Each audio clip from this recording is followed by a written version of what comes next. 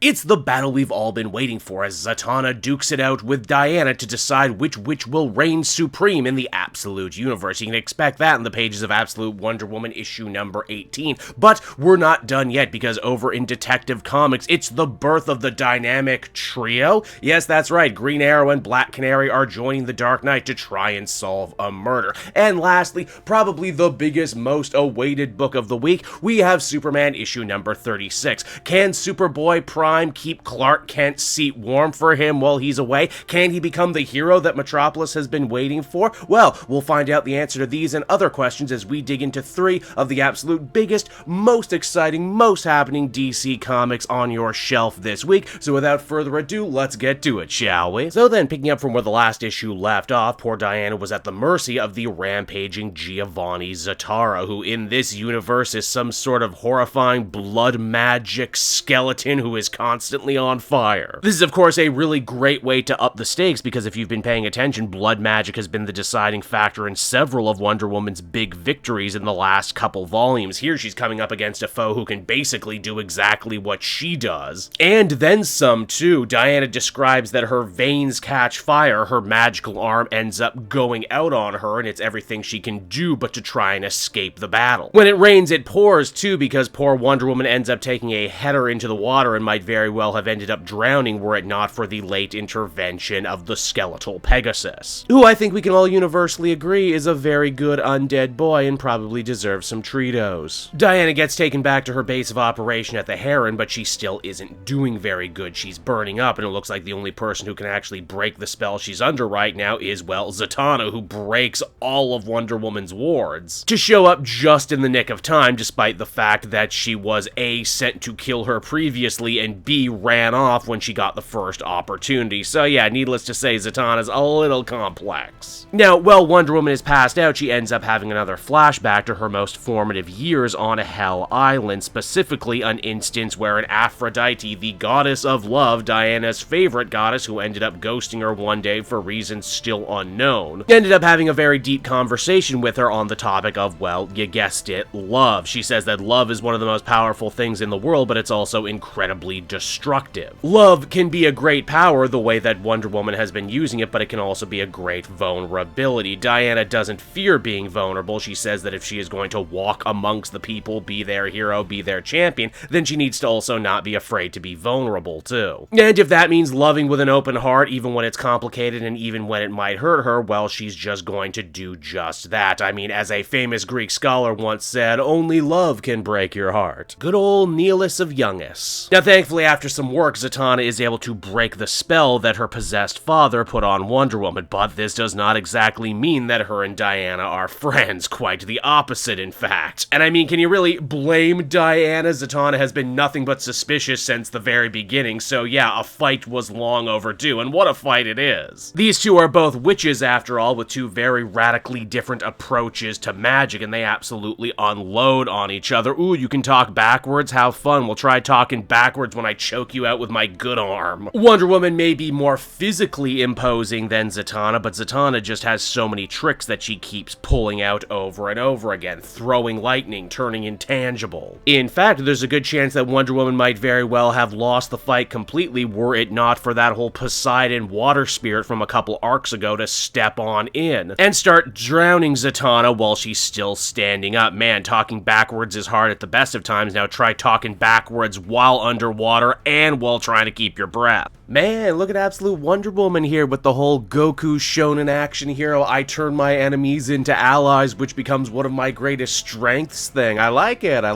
lot. It's a good look on her. She should keep doing it. That Wonder Woman has finally reestablished who the head witch in charge is, her and Zatanna can finally have themselves a little one-on-one. Again, Zatanna isn't evil, she just has her own motivations right now, mainly saving her possessed father from Veronica Cale. Zatanna is also sure to mention something interesting that I didn't even consider, and that is despite being her arch nemesis and the architect of pretty much everything that's gone wrong with her since she's come to man's world, Wonder Woman and Veronica haven't actually met face to face yet. Zatanna also feels bad about the whole binding Wonder Woman's magic. Apparently that's a big no-no in the witch community, and she is more than willing to help Diana rescue her father. Only here's the surprising thing. Diana doesn't want Zatanna's help. They might not be enemies, but that doesn't exactly make them allies either. And it makes sense. Diana does value truth over just about anything else, and Zatanna Zatara is still holding something very important close to her chest. Because of that, she vows that she will go and fight Giovanni on her own, despite how hard that is no doubt gonna be. Again, she's not used to fighting someone who can use blood magic almost as good as she can. Furthermore, she knows full well that Giovanni had no problem killing the other members of Kale's little Suicide Squad when he thought it would give him the edge in combat. It's because of that Wonder Woman also returns prepared, trying to rescue Ara the Fish Woman from the parasitic mind control. Why Wonder Woman even goes as far as to tell this lady where she can find her fellow fish people who escaped the maze a couple arcs ago, which makes me think that we have not seen the last of these people. Maybe a trip to Atlantis is in our future? Hell, the Fish Queen is even nice enough to tell Wonder Woman that while her and Zatanna were shanghaied into servitude by Kale, there's no point in rescuing Giganta because, well, she's kind of a bitch and is just gonna want to fight you regardless. This, of course, still begs the question, how exactly is Wonder Woman gonna deal with the Giovanni problem? How is she gonna come at him in a way that she wasn't able to before? Well, she invokes several more of her magical titles. Diana of the Wild Isle, Blood of Skella, Man-Eater, Fur of Cerberus, the Three-Headed Hound of Hell, Sacred Icy Tears of Stick, Oath of the Gods, before eventually capping it all off by invoking a name we haven't heard before, the Troika, which I always thought was Russian, but I guess I could be wrong. What does any of this mean? Well, I guess we'll have to find out in the next issue, won't we? Now, from there, this week we move on to the brand new Detective Comics. As we join this newest arc, we see a lady judge on the morning of a very important ruling drop dead out of nowhere. The whole thing is wildly suspicious, and in the internal monologue we learn that she's actually the second person connected with this case to die in a mysterious manner. Which, yes, you guessed it, means that this is the kickoff to another good old-fashioned Detective Comics mystery. But that's not all this issue has going for it, because elsewhere in Gotham we are reintroduced to Green Arrow, aka Oliver Queen. It seems that he's opened up a brand new office in Gotham City. He's moved in with longtime girlfriend Dinah Lance, aka Black Canary, meaning that the streets of Gotham are going to be seeing a lot of the Emerald Archer moving forward. And oh boy, is Ollie already starting to step on some toes. He manages to catch a police lieutenant shaking down a drug dealer for cash and pills. Now, normally this would be a night's work well done, only one problem: the drug dealer in question is actually Batman in disguise. Yeah, he had put some trackers in the cash and drugs, and this was supposed to be part of a much bigger sting operation. Obviously, the Dark Knight is more than a little ticked off that Green Arrow has only been in the city for a short amount of time and is already starting to screw up his operations without properly conferencing in Batman. Ollie tries to play it off in his classic fashion, saying, "What, it's not like I saw your name on the city," only to pull back and see a massive Wayne Industries sign in the background. And hey, speaking of Industries, Batman actually wanted to talk to Ollie anyway. Apparently that judge who was killed earlier on was actually overseeing a whistleblower case connected to a major AI corporation called CLEP. The very same AI corporation that just so happens to want to buy Queen Industries. How about that? I don't think anyone will be shocked to discover that Green Arrow actually has a pretty low opinion of AI. Oh, you mean the thing that steals from artists, ruins the environment, doesn't actually help anyone, and is only artificially being kept afloat by 1%ers looking to get even richer? Man, Ollie, tell us what you really think. This is even better because this issue actually comes out just as we learn that Sora is shutting down and that Disney wasted like $1 billion on that. Now, Batman is actually having a rough time deciphering all the ins and outs of the judge's murder, as well as another whistleblower who also seemingly died under mysterious circumstances back when the city was tearing itself apart due to the Courage virus. Now there's one whistleblower left, and Batman vows to do everything in his power to protect that person. Green Arrow also kind of invites himself to help, but Batman is very slow to accept his help given what already happened. Though, you know, they can't stay mad at each other for long because they're actually going to the same place later that night. You see, Dinah is actually having a special friends and families night over at Wildcat's gym, which we learn she is actually running. She inherited it from Wildcat, in fact. I gotta say, this is a really cool cross-section of both the Bat families and the Arrow families all hanging out together. We got Connor, we got got Dick, we got Cassandra, Steph, Roy, Damian,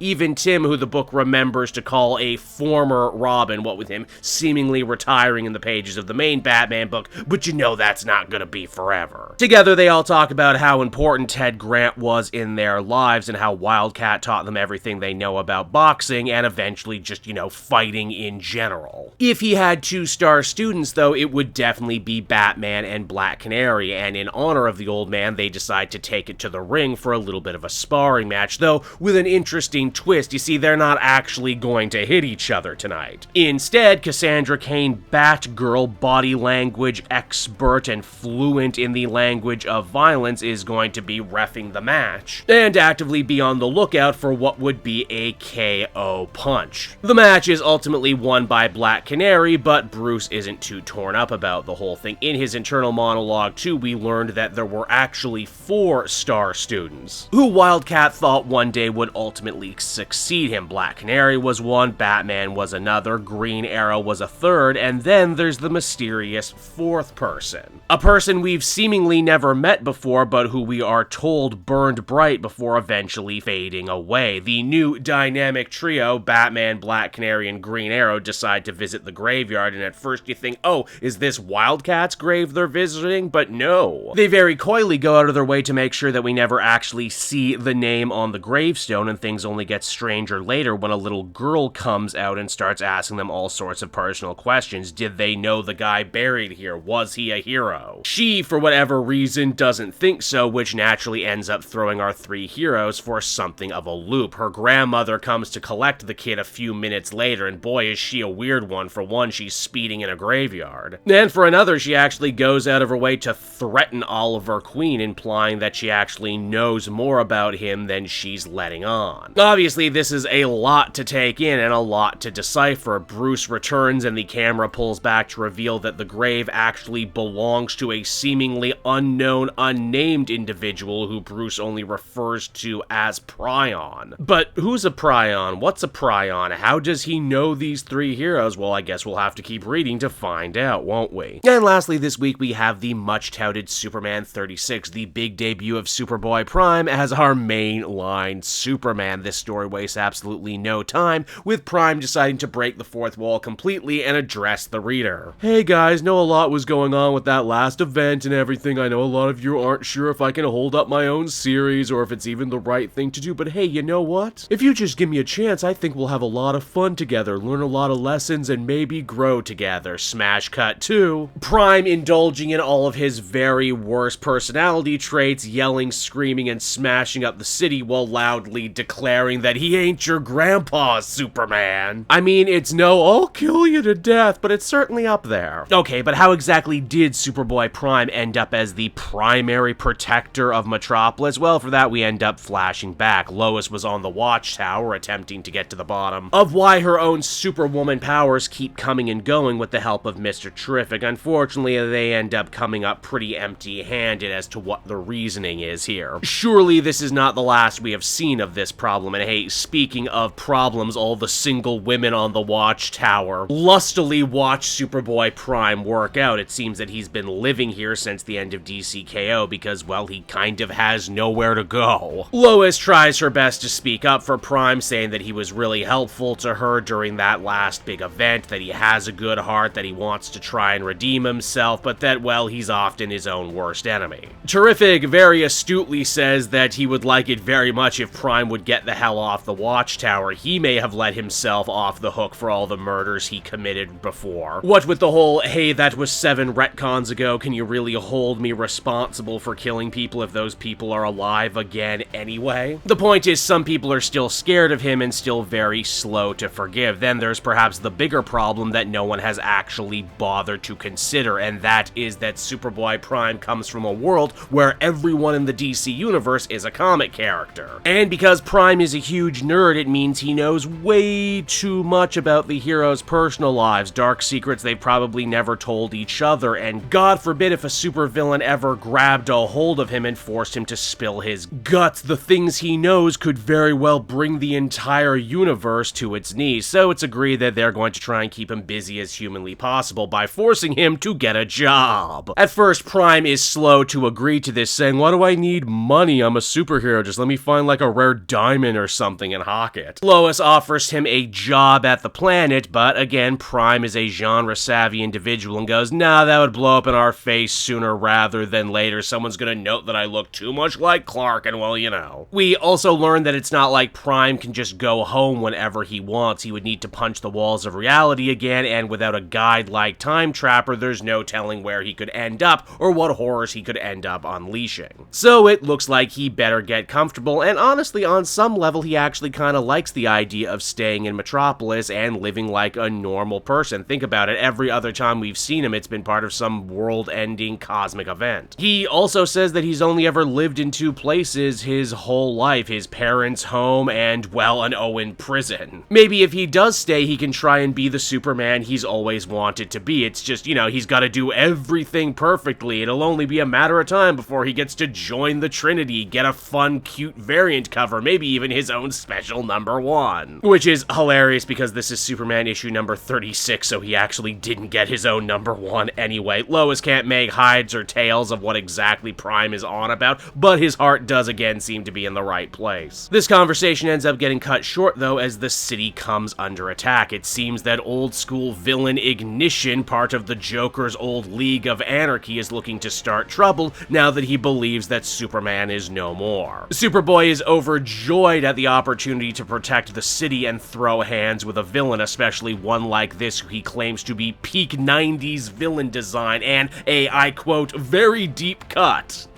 I love that Superboy Prime refers to Ignition as a deep cut, because, you know, that's like what I do in my videos all the time. I think from this we can extrapolate that I think Joshua Williamson must watch my videos. Yep, I'm gonna try and not spray myself, patting myself on the back any harder than I have to, but there it is. It doesn't take very long for Prime to realize that being Superman isn't just about beating up the bad guys, it's also about protecting the city and trying to save as much life as humanly possible. This is, of course, where he still certainly has a lot of room to grow. I do appreciate there's a fun little aside, though, where he saves a kid and their crypto plush. He admits, "I never used to like that dog, but I've really warmed up to him recently." Another major hurdle that Superboy Prime is going to have to overcome is his own hair-trigger temper and immaturity. He says that Ignition is making him look bad, and that Metropolis is his and that he'll do anything to defend it, up to and including murder. For a second there, it looks like he straight up breaks Ignition's neck, but then the strangest thing happens. The comic becomes a series of rough pencil sketches, before pulling back to reveal that Prime merely imagined this act of murder. Or did he? Again, it's getting very strange and very trippy for him, and it's only his first day on the job. And hey, speaking of jobs, he still needs one. Thankfully, he just so happens to spot a help wanted sign for a comic book store not too far from the fight, and I mean, it's not like he's qualified to do much else, am I right? Prime, or under his civilian name CK, manages to impress the store manager right away with his retro Flash knowledge and then bags and boards at the speed of a bullet. You know, credit where credit is due, I actually like how the employees of the comic book store and the customers are rendered. They're a nice little diverse cross-section of humanity. Not only does CK get hired on the spot, but later that day, Lois even sets him up with a brand new apartment, complete with some long boxes, because hey, he's got a few decades of continuity to catch up on. Prime also thanks Lois for going to bat for him all those times, saying that she's a nice lady and he understands why she had a 100-issue series back during the day, and he hopes that she gets a new series again soon, and you know what? I agree. So yeah, all in all, it looks like things are looking up for Prime. He's got a new life, a new job, a new city to protect. Nothing can possibly bring him down right now. Well, except for maybe a ghost, specifically the ghost of Manchester Black, who is watching him from afar. This psychic Brit may have been friends with Clark before his untimely demise, but he doesn't know Prime from Adam, meaning God only knows what could possibly end up happening next.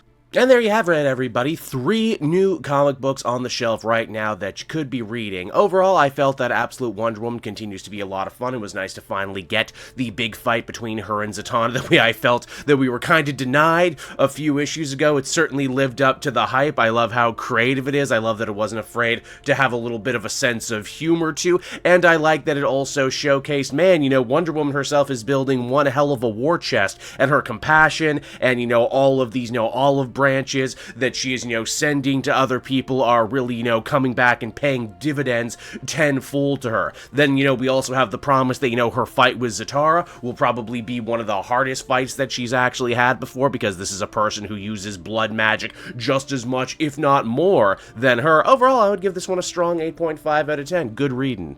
Then, of course, we have the new Detective Comics, and man, you know what, Tom Taylor, sometimes it really feels like he writes stories almost uniquely for me. I love the idea of Green Arrow and Black Canary becoming regulars here in the Detective comic book. Lord knows it's not the first time that those characters have been heavily featured in this. And, I mean, yeah, who says Detective Comics just has to be a Bat book or a Bat family book? It should be including other heroes. I think this is a really good fit. I love the idea that Tom Taylor actually wants this to be a mystery, and, I think one of my biggest problems as both a critic and a fan is I often, have this bad habit of getting ahead of stories and solving stuff much too early, and in the end kind of hurting my own enjoyment of the story. With this, I can happily say I have no idea where they're going with this. I have no idea who this Prion person is, what their connection to Wildcat and Batman and the others could possibly be, but you better know I'm invested to find out where it's going to go from here. Overall, I think I'd give this issue a 7 out of 10. Maybe not the strongest start to a new arc, but it's doing a lot of things I like, and I'll definitely be interested to come back and see how this story evolves.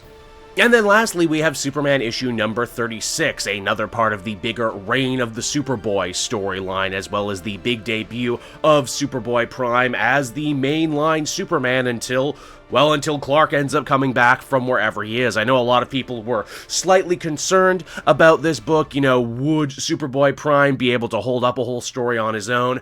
Would he actually be interesting to read week to week outside of an event? Would he end up becoming too annoying or grating because he is a character who breaks the fourth wall so constantly? And to Joshua Williamson's credit, I think he does have an interesting direction to take this character. He is interested in the concept of redemption for this character, which I think he kind of already had in that last Jeff Johns story, but that's neither here nor there. I think it's fun. I think it's a fun story. I think Williamson has some fun cracking some jokes about, greater Superman history and also just, the nature of comic book fans. And I think there's places for this to grow. I think there's places to go. I'm actually very interested in Manchester Black essentially coming back in some shape or form. Again, remember, Manchester Black was the big reason that everyone forgot who Superman was after Bendis revealed his identity to the world.